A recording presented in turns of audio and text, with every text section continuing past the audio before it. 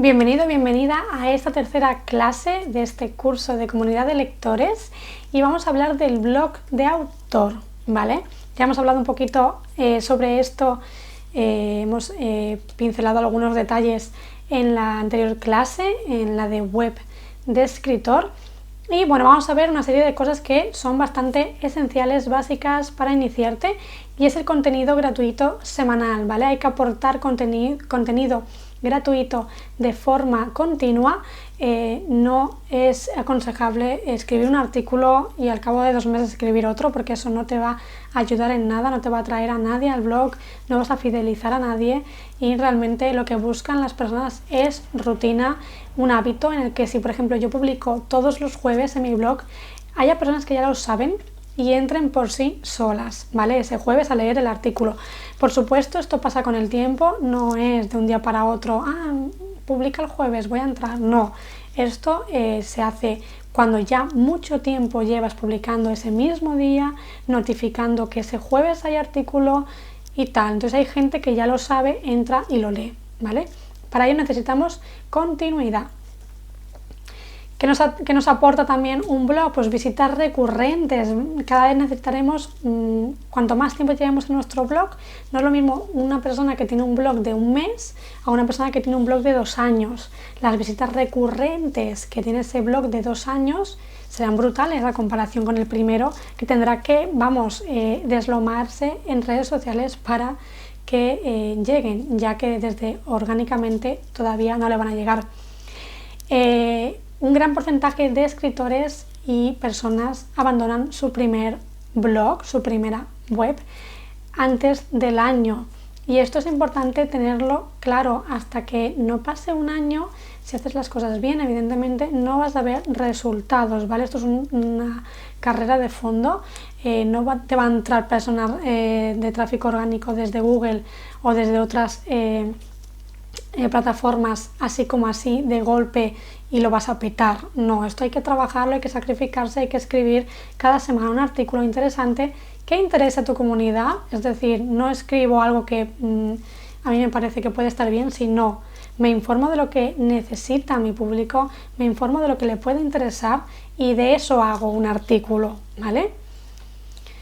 ¿Qué más? Pues el blog te hace, pues construyes una audiencia con el blog, ¿no? Esto es así.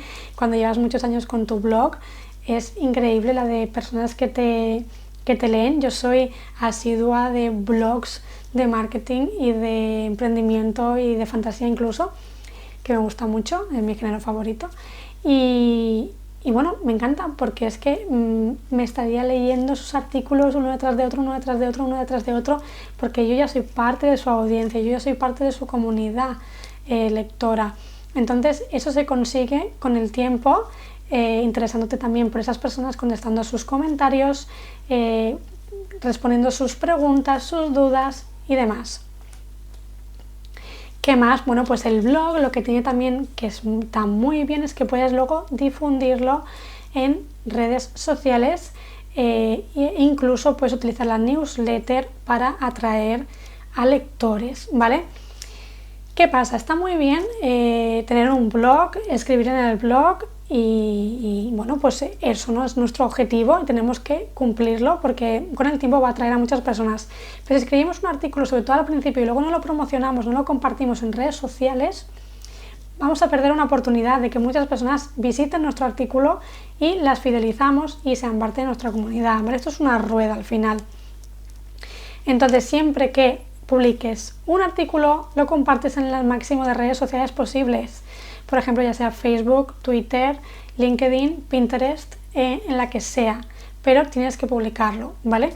Y luego la newsletter la usaremos para, como canal de difusión, para decir a nuestros suscriptores que tienen un nuevo artículo en el blog o que esta semana ya pueden leer el artículo de tal cosa y haciendo clic en esta newsletter, ¿vale? Usamos la newsletter no solo para contar y fidelizar y posteriormente vender, sino para atraer a personas a nuestro blog, a nuestra web cada semana. Para ello necesitamos una planificación. Es importante planificarse qué tipo de post vas a escribir, qué es lo que le interesa actualmente a tu público, a tus lectores. Intentar no salirte de tu planificación, porque está muy bien que te estés una tarde entera planificando todos tus artículos y todos tus temas de los que vas a hablar, tanto en web, blog, redes sociales y tal, y luego te salgas de la planificación, ¿vale? Hay que llevarla lo más a rajatabla posible. Y para ello usaremos un calendario editorial, ¿vale? Que lo puedes usar tranquilamente con un cuaderno, lo puedes usar con un Excel, o últimamente yo estoy usando Trello, que la verdad que me gusta mucho, es muy visual, lo puedes hacer por tarjetas, puedes poner de qué vas a hablar, la fecha, por colores, y te puede ayudar para organizarte un poco si eres un poco caótico como yo, que al principio a mí me pasaba, yo publicaba un poco, pues bueno, voy a publicar esto que yo creo que puede estar bien, voy a publicar lo otro, sin un plan detrás, ¿no? Sin ningún objetivo detrás, y esto lo que hacía es, sí, podía atraer a personas, pero no al máximo de personas que yo quería, ¿no?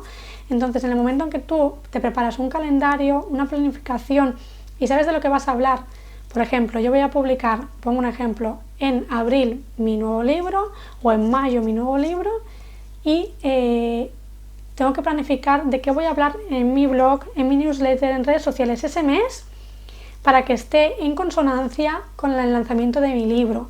Por eso es tan importante, ¿vale? Luego, el tema de reciclar contenido.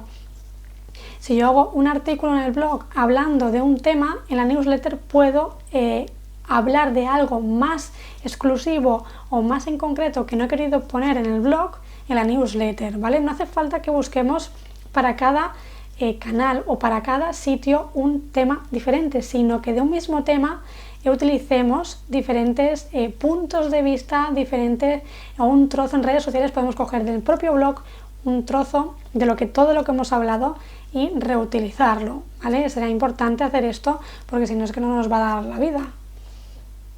Por tanto, lo que os comentaba antes, es importante hacer un artículo que tenga búsquedas, es decir, hacer un artículo que haya gente que lo busque, que lo quiera leer, porque si yo voy a hablar de lo bonito que es este libro, pero es un libro que no lo va a leer, no lo busca nadie en Google, que no lo conoce nadie, bueno, esto lo podemos hacer en redes sociales como modo a promoción del escritor y del libro porque nos ha gustado mucho y hay que apoyar a los escritores autopublicados y que empiezan, pero si queremos como objetivo posicionar en nuestra web, no haremos reseñas o no haremos artículos hablando de libros o de otros temas que no tengan búsquedas, porque el trabajazo que te has pegado en tu web escribiendo 1000 palabras o 1500 palabras en un artículo no te va a servir de nada porque no se va a posicionar nunca. Entonces es importante saber qué es lo que buscan las personas en Google y hacer artículos sobre eso. Vale, con el blog, pues lo que queremos hacer es contenido evergreen, es decir, contenido que no caduca. ¿Cuál es el contenido que caduca? El contenido en tendencia, es decir, si yo hago un artículo de algo que está en tendencia, pero que de aquí a un mes o 2 meses no se va a buscar, pues no es contenido evergreen y es contenido que no me interesa hacer. Lo que queremos hacer es contenido que siga consumiéndose a lo largo de los años, ¿vale? Aplicaremos SEO, como hemos comentado antes, primero el usuario y luego Google. ¿Qué significa esto? Pues cuando yo escribo un artículo en el blog, primero lo escribo para el lector. Primero lo escribo como si lo hablara de tú a tú, sacándolo todo, hablando, bueno, expresándome como soy yo, y luego lo maqueo para Google, es decir, luego ahí le meto palabras clave, luego lo remodelo y pongo unas palabras derivadas que tal para que Google me lo posicione. Pero si lo que hacemos es escribir para Google y no para el usuario, vamos a perder al usuario por el camino, ¿vale? Esto es muy importante. Y adiós a las etiquetas. Todavía hay muchísimas personas que escriben artículos en su blog y hacen uso de las etiquetas. El motivo por qué WordPress tiene una sección de etiquetas que es negativo para Google, lo desconozco porque evidentemente lo podría quitar directamente y así muchas personas se ahorrarían esto, pero las etiquetas lo que hacen es entorpecer el SEO, entonces no son nada recomendables, por no decir, o sea, no las uses nunca en la vida, porque no te van a posicionar, sino todo lo contrario, van a hacer ruido al SEO, van a estropear el posicionamiento y no te van a ayudar, por lo que etiquetas, adiós muy buenas y mejor no utilizarlas. El alt, el texto alternativo, vale, esto es el texto que lee Google, es decir, nosotros podemos tener una imagen que se llame XPH45, que es como muchas veces sale cuando la descargamos. Ese nombre automático predefinido, que te dan cuando descargas una foto, hay que cambiarlo por una palabra clave.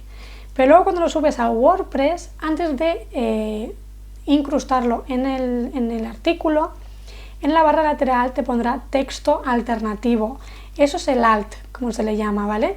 Y Google lo que hace es leer ese texto y posicionártelo. Entonces ahí tendrá que haber una palabra clave, es decir, si yo hago un artículo sobre los mejores libros de comedia romántica, en el texto alternativo de esa foto tendrá que haber pues los mejores libros de comedia romántica o una derivada de esa misma palabra clave, que es un sinónimo, ¿vale? Para ello lo podemos encontrar en webs como Keyword Tools, que lo dejaré debajo de este vídeo, toda la información para que le echéis un vistazo y os vayáis familiarizando, ¿vale? La metadescripción, vale, pues cuando hacemos un artículo en un blog y tenemos instalado y configurado en nuestra web el plugin Yoast SEO, la metadescripción es lo que sale, es la descripción que sale cuando buscamos cualquier búsqueda en Google, nos sale la URL de la página y debajo una pequeña descripción, se llama metadescription. Esto lo que hace no posiciona, pero lo que hace es llamar la atención del usuario para que clique en otra página, depende lo trabajado que esté. ¿Vale? Entonces es importante hacer una buena metadescripción. Esto lo veremos en otro curso de SEO, si os interesa, como os he dicho en la otra clase. ¿Qué más? Los links a otros artículos. Es interesante que cuando hacemos un artículo, de ese artículo linkeemos a otros artículos de nuestra propia web. Lo que conseguimos con esto es que el usuario siga navegando por nuestra web y no se vaya después de leer el artículo por el que ha llegado, ¿no? Claro, si escribimos un artículo y no hay ningún link ni nada más, lo leo y me voy. En cambio, si pongo links interesantes sobre temas relacionados, bueno, pues lo más probable, o un porcentaje lo hará, es que cliquen y lean otro artículo y ese artículo también tendrá links que puede derivar a que lea otro artículo y así sucesivamente.